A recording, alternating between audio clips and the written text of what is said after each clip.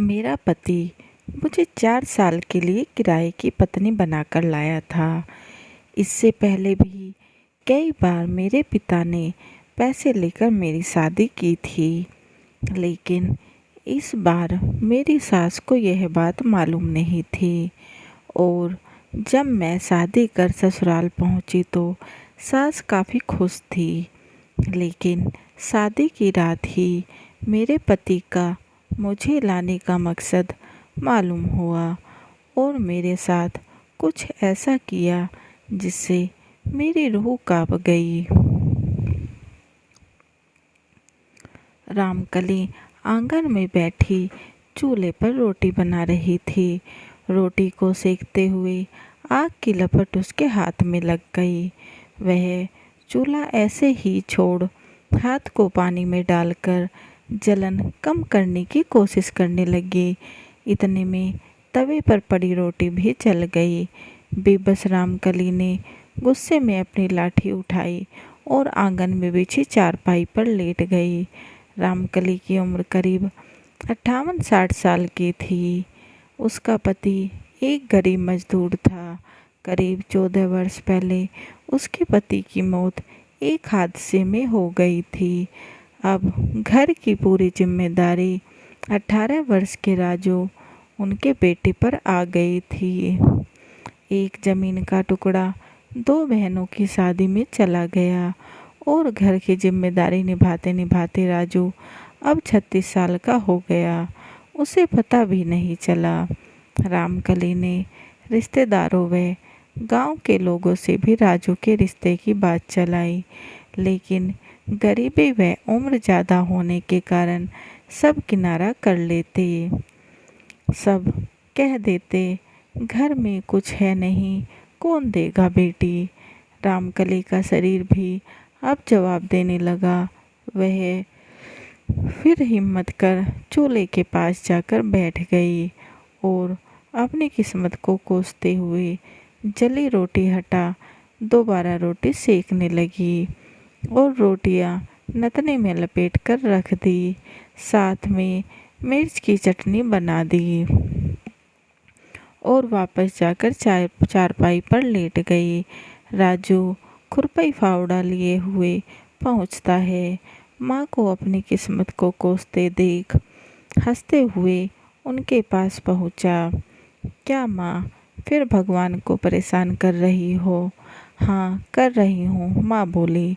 राजू माँ जला हाथ देख सब समझ गया और बोला, माँ कितनी बार कहा है परेशान मत हुआ कर। माँ, रोटी मैं बना लिया करूँगा। इतना सुनकर रामकली की आंखें भर आई। माँ को रोता देख राजू के भी आंसू आ गए और वह बोला, माँ इससे भगवान ही क्या करेगा। मैं ही किसी काम का नहीं हूँ जो तेरे लिए एक बहू न ला सका जो तेरी सेवा करती। रामकली बोली, बेटा मुझे इस बात की चिंता है कि मेरे बाद तेरा क्या होगा। राजू रोटी और चटनी माँ के पास लेकर आया और उसे अपने हाथ से खिलाने लगा।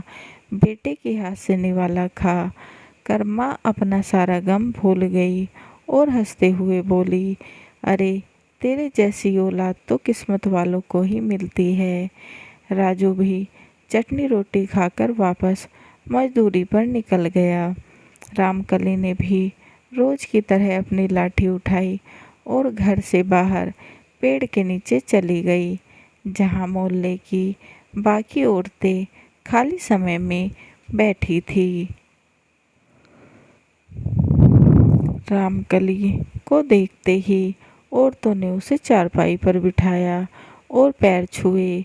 फिर एक औरत ने पूछा, राजू चला गया मजदूरी पर? हाँ चला गया। दूसरी औरत मजाक में बोली, अरे कोई रोकने वाली होती तो रुकता भी। माँ को खुद ही कुछ देर पेड़ के नीचे बैठने को बोलता और सभी हंसती। रामकली ने उनके मजाक का बुरा नहीं लगाया, क्योंकि वह सब उसकी इज्जत भी करती थी। फिर औरतें बोली, कहीं राजू के रिश्ते की बात चलाओ। बोल बोल कर थक गई।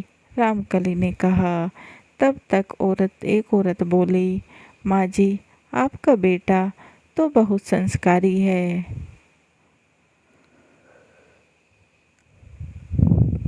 इतनी उम्र हो गई लेकिन आज तक किसी लड़की की तरफ नज़र उठाकर नहीं देखा। बाकी लड़कों को देखो, बहुओं को खरीद कर भी ला रहे हैं। अब बातें ज़्यादा बढ़ने लगी तो रामकली अपने घर आ गई, लेकिन उसके मन में भी एक बात बैठ गई थी और वह सोचते सोचते अपना पुराना संदूक खोलने लगी। वह उससे एक पोटली निकाल दी और उसे वहीं चारपाई पर लेट गई। राजू मजदूरी से वापस आया तो देखा चूल्हा सूना पड़ा है, तो माँ से पूछा, रोटी नहीं बनाई? रामकली ने वह पोटली लाकर राजू को दे दी। उसने हैरानी से पूछा, ये क्या है माँ? इसमें कुछ जेवर हैं, सोचा था बहू को दूंगी तो इन्हें बेचकर बहू ले आ। राजू हंसते हुए बोला, माँ पगला गई हो क्या? बहू कोई बाजार में बिकती है जो ले आऊं? हाँ बिकती है, दूसरे महल्ले का सुमेर लेकर आया है, पैसे देकर, तू भी ले आ। माँ पूरे गांव में बदनामी हो जाएगी, रिश्तेदार पड़ोसी सब क्या कहेंगे? क्यों बदनामी? इतनी ही चिंता होती अगर किसी को तो अभी तक तेरे हाथ पीले ना हो जाते। किसी ने पूछा है आज तक तुमसे? जाते ही कोई सुख ना मिले, ऐसे ही मर जाऊं। कहते कहते रामकली रोने लगी। माँ के आंसू राजू से ना देखे गए और उसने हामी भर दी। राजू की हाँ सुनकर रामकली खिल उठी, जैसे बेटे का ब्याह तय हो गया हो, और खुशी से जल्दी से रोटी बना दी। अगली सुबह राजू सुनार के पास गया और आकर माँ को 15,000 रुपये दिए। रामकली, इतने कम? राजू, ये ही मिले, इतने में बहू कैसे आएगी माँ? रामकली, तू राजवीर से बात कर, वही कुछ रास्ता बताएगा। लेकिन उसकी आंखों में गरीबी की मायूसी आ गई, सपने टूटते नजर आने लगे। राजू भी खुद को कोस रहा था, बूढ़ी माँ को कोई सुख नहीं दे सकता। फिर भी राजू राजवीर से मिलने चला गया।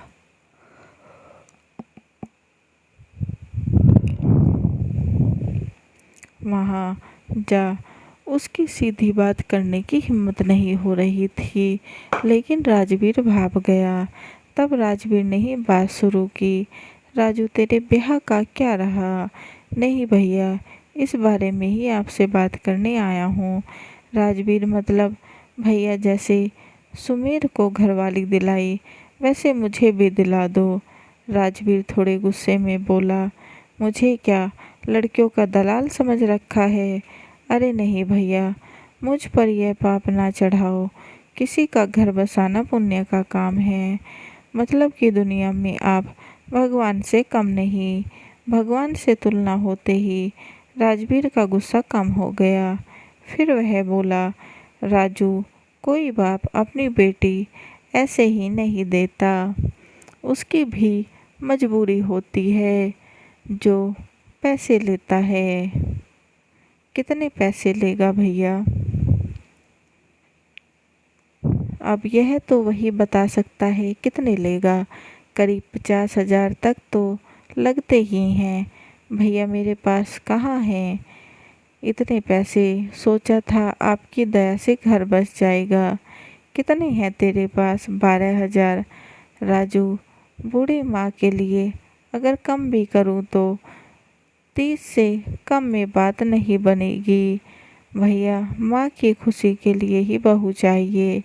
राजवीर कुछ सोचकर बोला, कुछ साल के लिए बहू कम पैसों में मिल सकती है, करीब 4 साल के लिए। वैसे भी बूढ़ी अम्मा के दिन कितने बचे हैं? राजू हैरान हो गया, कुछ साल के लिए? मैं तो जीवन भर के लिए किसी की बेटी को इज्जत से रखना चाहता हूँ। राजू का मन तो मना करने का हुआ, लेकिन माँ के कारण हाँ कर दी। राजू ने पूछा, अगर 4 साल बाद पैसा पूरा दे दूं तो हमेशा के लिए तेरी, नहीं तो वापस चली जाएगी। ठीक है भैया, लेकिन माँ को इस बारे में कुछ मत बताना, नहीं तो वह 4 साल के सुख से भी दूर हो जाएगी। बात तय हो गई और राजू ने अगले दिन 12,000 राजवीर को दे दिए। वादे के मुताबिक राजवीर 4-5 दिन में ही एक करीब 30 साल की लड़की को अपने घर ले आया। वह राजू को खबर भेज दी।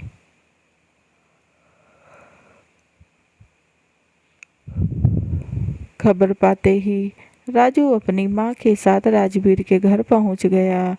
देखने में सुंदर लेकिन सहमी सी मजबूर अनीता को देख रामकली खुश हो गई। रामकली ने उसे साड़ी व सजने का सामान दिया।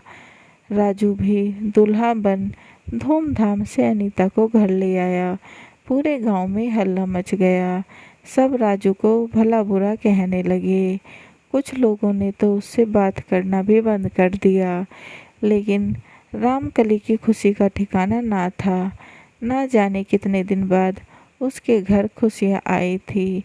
वह बाहर की दुनिया से बेखबर बस अपनी खुशी में मगन थी। अगले दिन से ही अनीता ने पूरे घर का काम संभाल लिया और सास को आराम करने चारपाई पर बैठाकर आराम करने को कहा। अनीता उनकी उम्मीद से ज़्यादा अच्छी निकली। वह घर का सब काम करती, वह सास की पूरी सेवा करती, रात को रामकली के पैर भी दबाती। अनीता ने घर का रंग रूप बदलकर बहुत सुंदर बना दिया। वह पूर्ण रूप से एक अच्छी पत्नी साबित हुई। लेकिन समय तेजी से बीतने लगा और 2 साल पूरे होते हुए अनीता ने एक बच्चे को जन्म दिया। राजू व उसकी माँ का कुछ जीवन तो जैसे खुशियों से भर गया। अब तो रामकली का जीवन ही बदल गया। पूरा दिन बच्चे के साथ खेलती और उसकी भी शादी तक जीने के सपने देखती। राजू भी समय मिलते ही घर पहुंच जाता। अनीता उसे प्यार से खाना परोसती। राजू अब अपना बुरा समय भूल चुका था। बच्चे की किलकारी से सोना आंगन में खुशियाँ भर गई। अब देखते ही देखते 3 साल बीत गए और अनीता के जाने का बस 1 साल बचा था। राजू काफ़ी परेशान रहने लगा। वह रात दिन मेहनत करता, लेकिन बस पैसे ही जमा कर पाता। जितनी मजदूरी करता उससे घर का खर्च ही चल पाता। जैसे जैसे समय बीतता रहा, राजू की चिंता बढ़ती जा रही थी।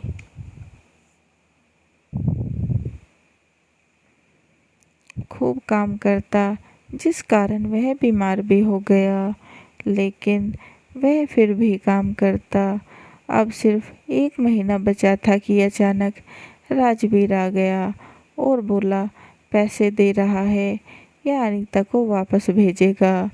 बस 1 महीना बचा है।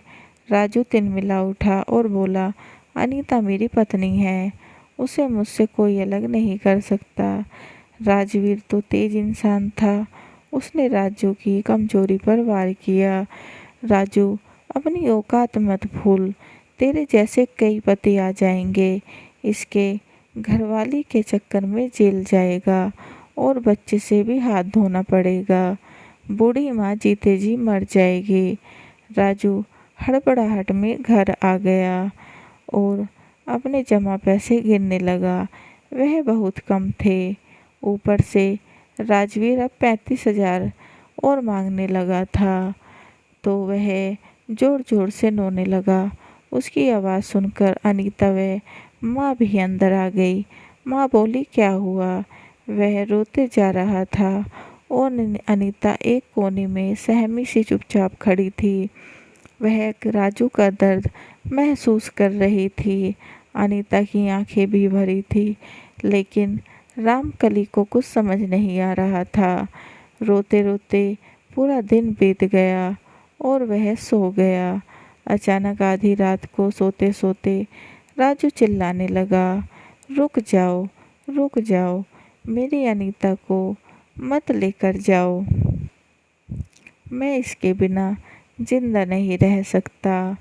अनीता भी जाग गई, माँ भी आ गई। वह बोली, बहू ये चिल्ला क्यों रहा है? माँ सब बातों को से अनजान थी। अब सिर्फ 2 दिन बाकी थे। राजू ने हार मान ली। उसकी हालत पागलों जैसी हो गई।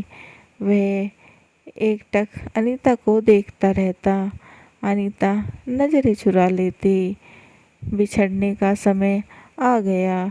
आज आखिरी शाम थी। राजू 2 दिन से खाना भी नहीं खा रहा था। अनीता ने सास को काफ़ी देर तक पैर दबाए, बच्चे को सीने से लगाकर खूब प्यार किया। फिर बच्चे को सास के पास लिटाकर राजू के पास पहुंची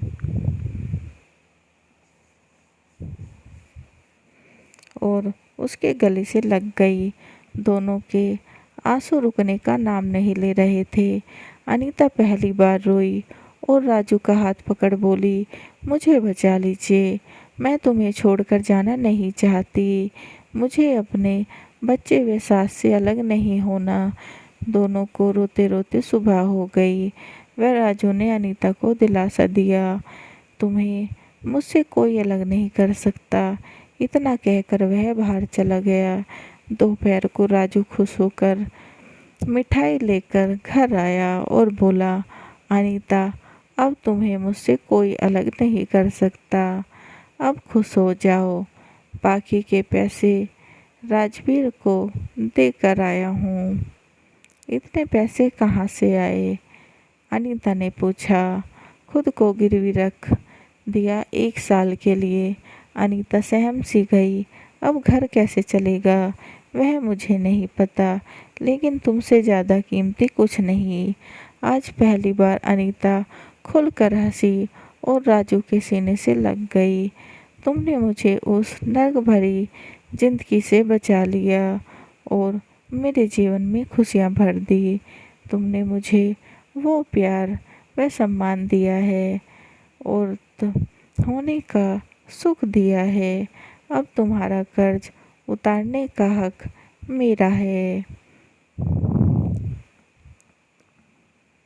कहानी कैसी लगी कमेंट बॉक्स में ज़रूर बताएं और चैनल को लाइक एंड सब्सक्राइब करना ना भूलें एंड बेल आइकन को ज़रूर दबाएं ताकि ऐसी ही अच्छी अच्छी कहानियों के नोटिफिकेशन आपको मिलते रहें। And please guys support my channel. समाप्त।